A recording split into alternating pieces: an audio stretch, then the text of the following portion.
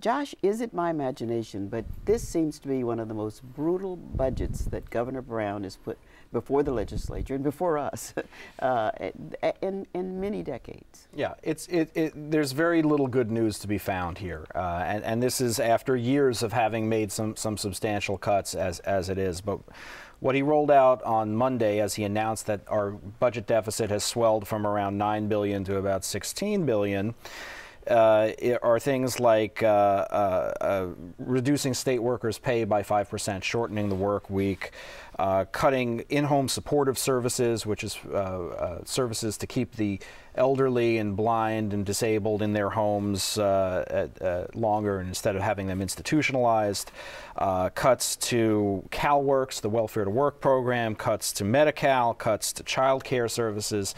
There's really nobody who's not going to feel some pain here. Public schools, K-12 schools and higher education are mostly unscathed given voters choose in November to pass the governor's tax plan, which involves a 4-year quarter-cent sales tax increase and a 7-year increase in income taxes for those who make $250,000 a year or more. Without that, you'll see shorter school years by weeks, not days. You'll see another $500 million hit each to the CSU and UC systems. Really, really horrendous cuts that are going to have very substantial impacts for a lot of people all up and down the state. Josh, are you saying that even if Governor Brown's measure qualifies for the ballot, gets on the ballot, we vote for it, all of those services that you talked about in the front would still be impacted? That's exactly what I'm saying. I'm saying that Governor Brown's tax increase is earmarked 89% to K-12 education, 11% to community colleges. It'll relieve some of the pressure on other areas of the budget, but those cuts are going to happen, as far as he's concerned, one way or the other. Now, Darrell Steinberg, the state Senate President pro tem, held a press conference just a few hours after the governor's on Monday, said that they're going to try to negotiate and find ways to buy down the most egregious cuts in one way or another if they possibly can. But when you're dealing with a smaller pie, the slices get smaller no matter how you cut them, is the takeaway. And that's a big part of the problem here, right? We have seen year after year of cuts in a lot of these programs. In-home supportive services, those folks have already had to go to court to prevent even deeper cuts. You see, these are minimum wage workers for the most part who are really the only lifeline between somebody being put into a home or staying at home, and which, by the way, we'd probably end up paying for as taxpayers. I think it's important, too, that the governor, as much as he has slammed his predecessor for sort of creative accounting and gimmicks, has certainly moved around some money. He's proposing to use hundreds of millions of dollars from that homeowner settlement that the Attorney General helped negotiate, the 50-state settlement. And that's something that I think you're going to see a lot of pushback on. This is supposed to help homeowners who are still at risk of losing their houses. We're seeing, more proposed cuts to the courts. The Chief Justice is out there really screaming that we cannot take this. We're going to not really have justice in this state. And I don't think she's being hyperbolic, because if you can't get a lawsuit heard, if you have to wait months and months for a criminal trial, what are we going to see? We're going to probably see more plea bargains, and we're going to see jails even more crowded. In fact, the Chief Justice named a committee today that's going to spend the next few weeks doing nothing but working the legislature over trying to impress this upon them. And I think it's important that the public also realize that philosophical and rhetorical opposition to taxes aside, even if these taxes pass in November, this budget is still $15 billion smaller than what the state budget was 6 years ago. I mean, there have been deep cuts in a lot of these programs. And something like $40 billion less than what it was projected to be, right? Well, I guess the people who might be pleased somewhat by this are the Republicans in the legislature who have fought for cuts in government. They've got cuts in government. Have they come up with any suggestion as to what we do with the people who don't have these services that eventually end up on the tax roll? Not that we've seen so far. In speaking with reporters after the governor's press conference, the Senate Republican leader, Bob Huff, basically said he was engaged in some rhetoric at the time, but he said in the Capitol? I know, it's hard to believe. It's incredible.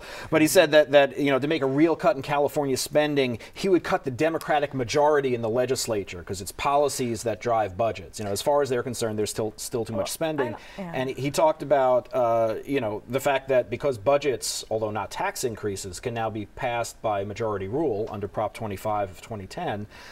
He expects that they'll be twiddling their thumbs. The Republicans will be twiddling their thumbs, waiting for the Democrats to engage them as this budget process goes on. Both the governor and Senator Steinberg are adamant that they will have a budget, and Speaker Perez as well, are adamant they'll have a budget by June 15th. So what is the legislative office saying? That these are good numbers, or they could? No, in fact, the legislative analyst's office says it's worse than that.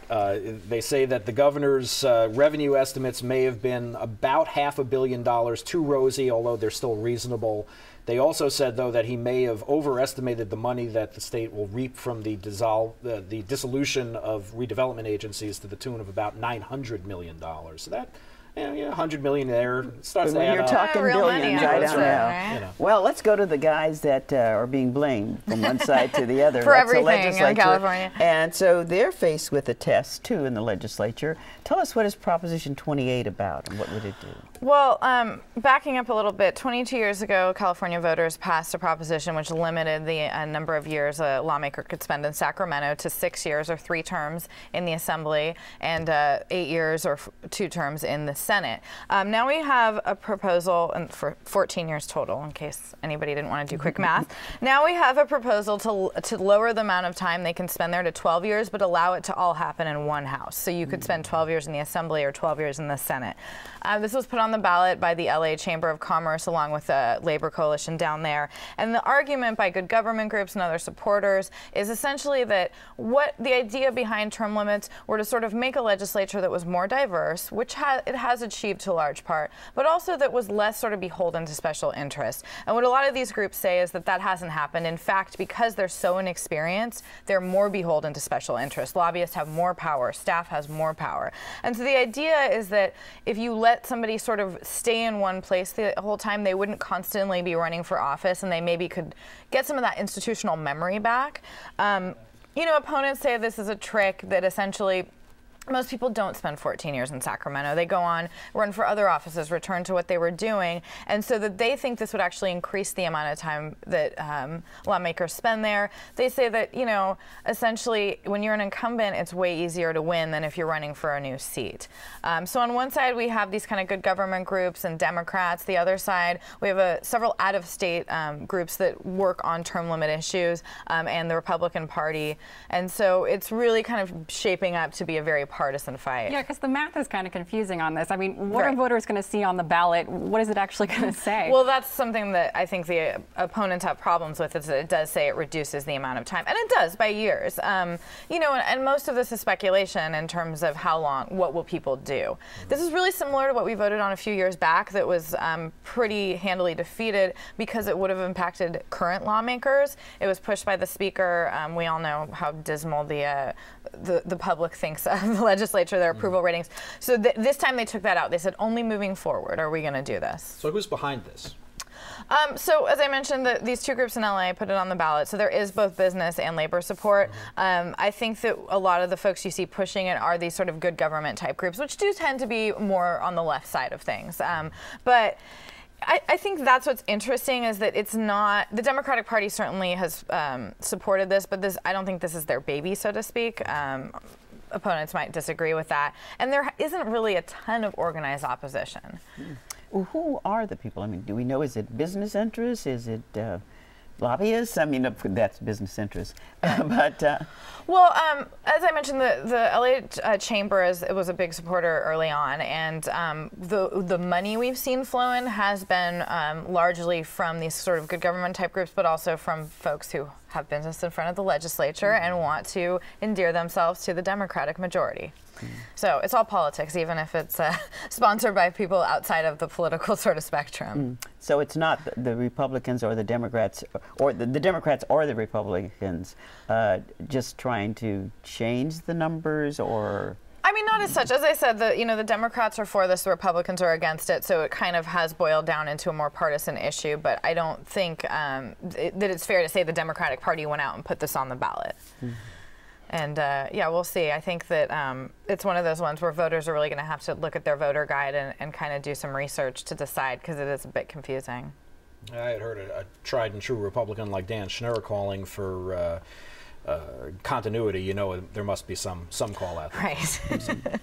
Do you know if there's any polling on it? How's the public feel about it? There's only been one poll. It was before money was starting to be spent, and it was polling on the yes side. So I think it depends on how much sort of both sides can get out. Okay, so we return to another unsolved issue as to how long you should be allowed to stay in Sacramento, to another unsolved issue. And Lauren, that would be, what is different about this plan to save the Delta than those plans we've heard about for the last couple of decades? Right, and I think for a lot of Californians, they've heard of the Delta. They're probably not really sure why it's an important place. Basically, for about 25 million Californians, when you turn on your tap, you're probably getting some water from the Delta. I mean, it's really the heart of the state's water system. It supplies water to Silicon Valley, to Central Valley farms, and to Southern California cities. But what's happened as we've relied more and more on the Delta is that its ecosystem has crashed. You have a number of endangered species, including Chinook salmon. They've really plummeted in the recent years. So limits have been put in place to limit the amount of water that can be pumped from the Delta in order to help these species recover. You can probably guess the people that are used to getting that water are pretty unhappy about that. The situation, it's gone to the courts. And what's happening this year is the state is putting together some pretty ambitious plans to hopefully solve this issue once and for all. And for people that have voted in the state a while, they've heard about this. The plan is called the Peripheral Canal. In 1982, it was actually defeated by California voters. It's basically a giant tunnel or canal that would take water upstream of the Delta, pump it around the Delta, which prevents the water coming from the Delta ecosystem itself. Supporters say the water supply would be more reliable. There's environmental groups, fishing groups that say you're going to see some pretty bad impacts on endangered species. And then there's the price tag, $12 to $14 billion, possibly more. Before the bonds are paid off, right? I mean, that's just the cost of the canal. Yes, it's an ambitious project, to say the least, in terms of cost. And part of it actually hinges on the water bond that is currently on the state ballot for November. Some of that money would actually go to the parts of this plan, but there's been a lot of discussion about pulling the water bond from the ballot, obviously with some of the other things going on in November. And the governor is probably one of those who would not like to see people have to choose on these issues. But what exactly would the North gain and the South lose, or vice versa? Yeah, and in the 80s, that's exactly how the debate was cast. Yes. Northern California versus Southern California. I think now there's a real recognition with issues like climate change, the state's water supply is going to become less and less reliable. So you're definitely seeing parties on both sides really start to come together on some of this stuff. You know, before it was environmentalists kind of versus the farmers. People are trying to find solution in this case, but a long way to go on that. So the governor, I know, has talked a lot about the fact that he doesn't think we need this bond measure right now, that a lot can be done without it, that there's been this talk of this massive plan that the Department of Water Resources, I believe, has been working on for many years. Do we have any sense when that might come out, or what it might say, and kind of, is this all about the Peripheral Canal, or are there other issues that they're dealing with? Yeah, so they just announced that they're going to delay the release of the plan. We are expecting an announcement in July from the governor about what he's really going to be supporting. Now, the other key component besides this big tunnel is a lot of habitat restoration. That's kind of how they're planning on mitigating some of these impacts on the endangered species. That's very expensive and very controversial as well. Very controversial with some of the farmers who have been long established in the area, right? I mean, that amounts to eliminating a lot of agricultural land, right? Yeah, I mean, if you were to try and count the number of interest groups in this debate, you wouldn't be able to. It's incredible. So, you know, a while back, Senator Dianne Feinstein thought she had a clue as to how we could avoid some of the water fights.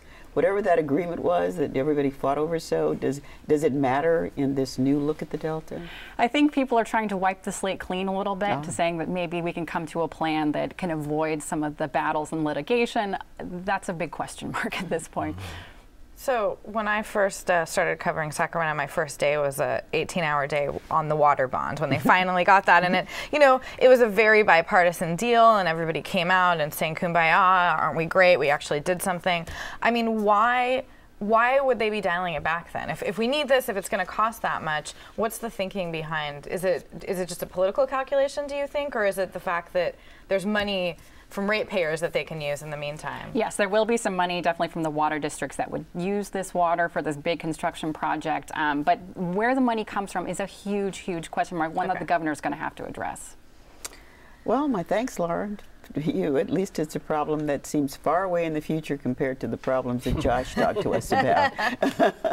Okay. I guess unless the big one strikes. Right.